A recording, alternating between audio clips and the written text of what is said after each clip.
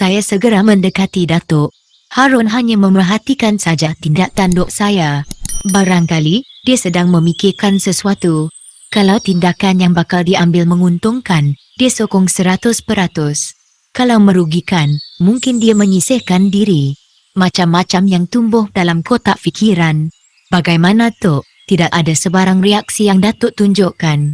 Bagaimana Tok? Ulang saya cemas. Apa dia? Sahut Datuk dalam nada suara yang kurang menyenangkan. Muka Harun saya jeling. Dia tunduk bersama senyum sinis. Saya jadi serba salah menerima tempulat dari Datuk bersama sinar mata yang tajam. Wajahnya nampak bengis. Dalam keadaan yang agak runcing itu, tanpa disangka-sangka Harun Fadilah campur tangan. Dia menerangkan kepada Datuk apa yang mahu saya perkatakan secara terperinci. Usaha Harun berhasil. Datuk tersenyum senang. Kita pergi. Kamu dengan Tamar ikut sama, jawab Datuk pendek tetapi tegas. Keriangan berpesta dalam diri kerana bakal dapat melihat adat budaya di kampung Raja Susuk. Tapi memanda, muka Harun nampak cemas semacam. Apa dia Harun? Ada kerja yang belum selesai di rumah, barang dalam bungkusan masih belum ditanam dan belum dibuang. Harun mengingatkan Datuk. Dada saya berdebar dan bimbang. Kalau ingatan itu boleh membuat Datuk membatalkan rancangannya. Tak mengapa, kita ke pengkalan berandan dulu, selesaikan masalah jenazah, kemudian baru kita fikirkan tentang barang dalam bungkusan. Datuk memberikan kata pemutus. Kebimbangan yang berputik di kalbu segera gugur. Tetapi, hati kecil merasakan tindakan Datuk itu sesuatu yang ganjil. Selalunya, dia tidak mahu menangguhkan atau membatalkan sesuatu rancangan yang sudah diatur. Kerana perbuatan itu merupakan pantang larang baginya. Tetapi, kenapa kali ini kebiasaan itu ditukar? Mungkin, dia melakukannya atas muslihat atau tujuan tertentu. Mana tahu, si mati yang dipanggil Raja Susuk itu ada hubung kaitnya dengan barang dalam bungkusan di rumah Harun. Boleh jadi, dari pengkalan berandan Datuk mahu memulakan tugasnya menjejaki pengamal ilmu susuk.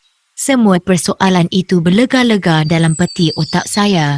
Kamu berdua naik kereta itu, jari telunjuk Datuk menuding ke arah kereta Aston Mini berwarna merah. Arahan itu kami patuhi. Kereta mini yang dipandu oleh etnik Batak mula bergerak, terpisah agak jauh dari kereta yang dinaiki oleh Pak Imam, Datuk dan si ulama berbadan kecil, kira-kira dalam jarak 5 buah kereta. Anak muda 40-an, naik satu kereta dengan Said Hamid Al-Haddad. Pak Imam dan Datuk mendahului kereta jenazah. Tidak ada jemaah yang mahu naik kereta Aston Mini merah, mungkin kerana mereka memikirkan kereta itu kecil dan kurang selesa untuk satu perjalanan yang jauh. Kerana tidak ada orang lain, pergerakan kami terasa bebas. Boleh bercakap apa saja dengan pemandu beragama Kristian yang peramah dan periang. Saya sudah 2 kali ke Penang. Seronok di sana, katanya bangga. Banyak duit kamu, usik saya. Tuan Said yang bawa. Kalau harapkan saya entah bila sampai. Tapi, ada peristiwa menarik, si pemandu berhenti bercakap. Dia ketawa lucu. Kenapa? Apa yang lucunya? Harun pula bertanya. Begini, salah seorang kawan rapat Tuan Said telah menceritakan pada saya tentang sebuah gereja tua di Bukit Mertajam. Kalau tak silap saya gereja Stan. Saya ingin melihat dan sembahyang di gereja tersebut.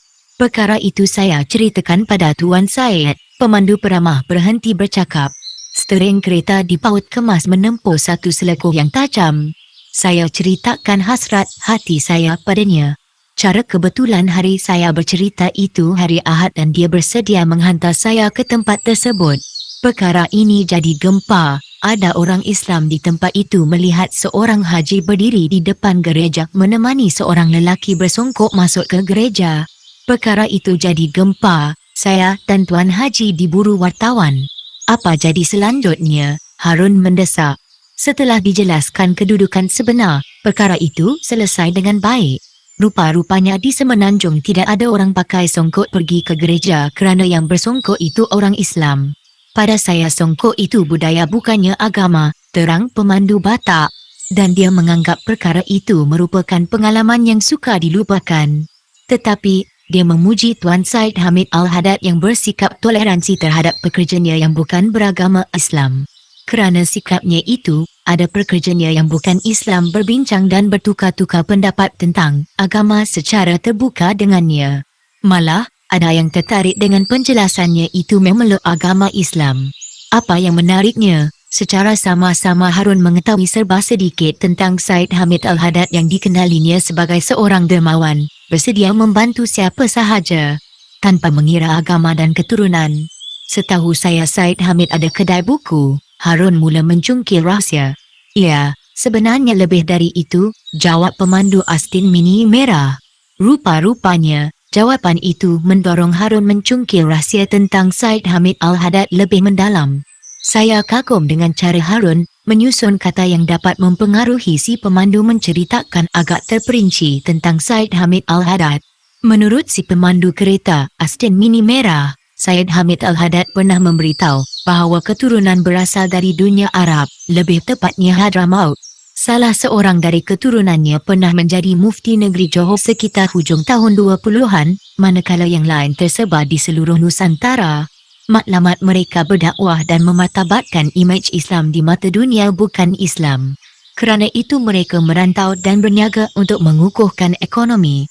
Bila ekonomi sudah teguh mereka pun mendirikan madrasah menyebarkan ajaran Islam. Artinya, bila kedudukan ekonomi sudah mantap, barulah sesuatu kegiatan dapat diatur. Seterusnya si pemandu kereta Astin menyebut tidak ramai yang tahu Syed Hamid Al-Haddad ada ladang getah di Palembang, ladang cengkeh di Lampung. Ada beberapa buah kedai buku agama. Ada kapal untuk berulang-alik berlawan Pulau Pinang. Tidak ramai yang tahu tentang kekayaannya yang sebenar kerana dia hidup dalam keadaan sederhana ke mana-mana hanya menggunakan kereta Astin Mini. Kerana penjagaan keluarganya berpusat di Jakarta dan Singapura dalam sebulan dia hanya berpeluang berada di Medan selama 3 hari saja. Syed Hamid Al-Haddad terjumlah dalam golongan orang bertuah kerana para pekerjanya cukup amanah. Pemandu itu juga menyatakan, kereta yang digunakan untuk membawa dan mengiring jenazah ke tanah perkuburan semuanya disewa, kecuali kereta yang kami naiki. Akhirnya, rombongan pun sampai di sebuah kampung yang agak terpencil di Pengkalan Berandan. Tidak ramai orang kampung yang menanti jenazah Raja Susuk, malah beberapa orang penduduk yang turut ke tanah kubur tidak pula terkejut atas kematian Raja Susuk tersebut. Selesai saja talqin dibacakan oleh si ulama berbadan kecil, dan ketika orang mahu berangkat pulang, bau wangi segera menusuk lubang hidung. Bagi yang datang dari Masjid Raya, Medan, perkara itu tidaklah mengejutkan. Tetapi, bagi beberapa orang penduduk kampung yang hadir di tanah kubur sudah pasti merasa terkejut dan hairan. Malah, ada di antara mereka yang bercakap sama sendiri. Saya minta Tok Guru dan rombongan singgah di rumah.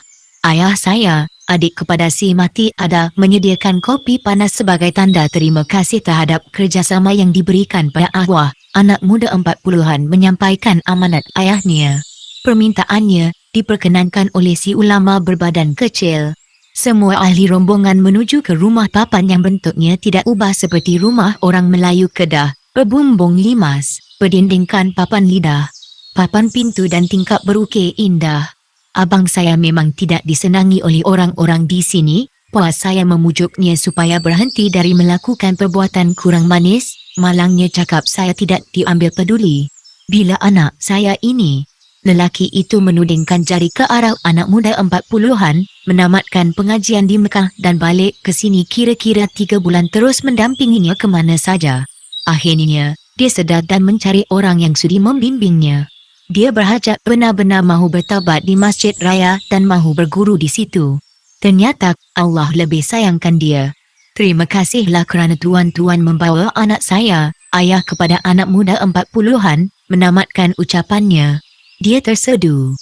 Anak muda 40-an mempersilakan ahli rombongan minum air kopi yang terhidang. Dan saya dapat mengesan, sejak dari dalam Masjid Raya lagi, Datuk begitu rapat dengan anak muda 40-an. Tidak putus-putus bercakap. Perkara itu berlanjutan hingga ke saat ini. Datuk dan Pak Imam sepakat menyuruh si ulama berbadan kecil membalas ucapan ayah pemuda 40-an. Setelah memberi salam, si ulama berbadan kecil pun meneruskan ucapannya. Sebagai orang Islam, kita dituntut memberi panduan dan jalan kepada orang yang sudah insaf dan menyedari kesalahan-kesalahan yang dibuatnya. Berpegang pada prinsip itulah kami membantunya.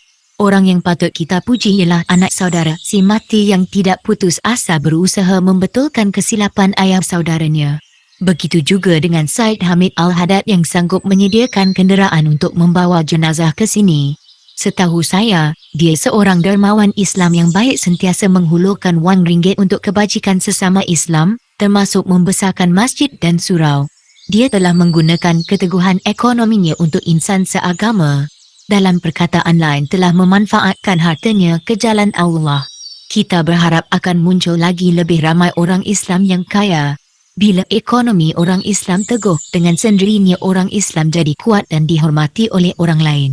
Ingatlah Allah berfirman, sesungguhnya aku tidak menganiaya manusia sedikit pun, akan tetapi manusia jugalah yang menganiaya diri mereka sendiri. Surah Yunus ayat 44, cubalah anda semua fahami dan halusi. Memanglah manusia selalu menyeksa hidup sendiri, si ulama berbadan kecil mengakhiri ucapannya. Datuk dan Pak Imam menarik nafas lega. Semua yang mendengar ceramah pendek si ulama berbadan kecil termenung. Agaknya berfikir. Suasana yang tenang itu dikocak oleh suara batuk seorang lelaki. Saya merenung ke arah lelaki yang kelakuannya agak ganjil sedikit. Tuk Guru, saya nak tanya sedikit, dia bersuara. Memang sudah sah lelaki itu bukan anggota rombongan dari Medan. Dia orang tempatan. Anak muda 40-an nampak resah dan kurang senang dengan sikap orang itu.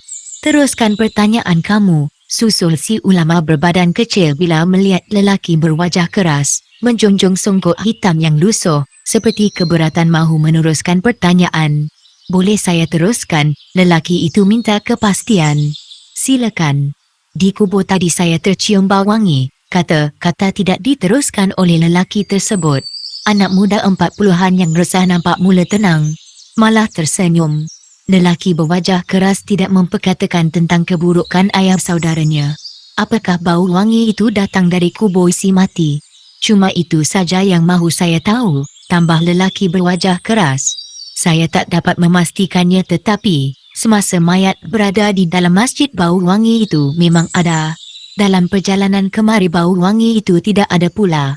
Semasa di tanah kubur, saya tidak pula tercium bau wangi, terang si ulama berbadan kecil dengan jujur.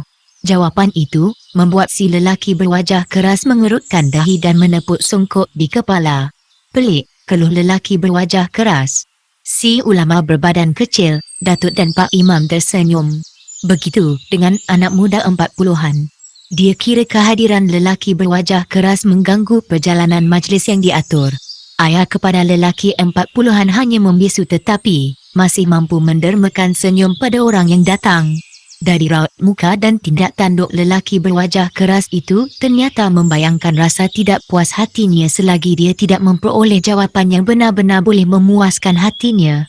Saya nak bertanya lagi. Lelaki berwajah keras renung tepat ke arah batang hidung si ulama berbadan kecil. Silakan, tutur si ulama berbadan kecil. Menurut cerita yang saya dengar, si Mati datang ke Masjid Raya mahu berjumpa ulama besar. Dia mahu bertaubat, tetapi malangnya sebelum sempat bertaubat dia mati. Betulkah cerita ini? Betul, jawab si ulama penuh yakin. Apakah bau wangi itu sebagai tanda taubatnya sudah diterima oleh Allah? Soal lelaki berwajah keras penuh gairah. Pak Imam dan Datuk menarik nafas. Pada hemat mereka pertanyaan itu kebudak-budakan. Tidak harus dilayan dan sebahagian orang yang berada di situ gelengkan kepala. Satu pertanyaan yang baik, jawab si ulama berbadan kecil dengan wajah yang tenang. Datuk agak terkejut dengan jawapan tersebut. Saya cuma nak tahu, datang lagi suara dari lelaki berwajah keras. Begini, soal diterima atau tidak, itu soal roh si Mati dengan Allah. Itu urusan Allah. Kenapa perkara itu kita persoalkan? Pokoknya si Mati berusaha mahu menebus kesalahan dengan Allah.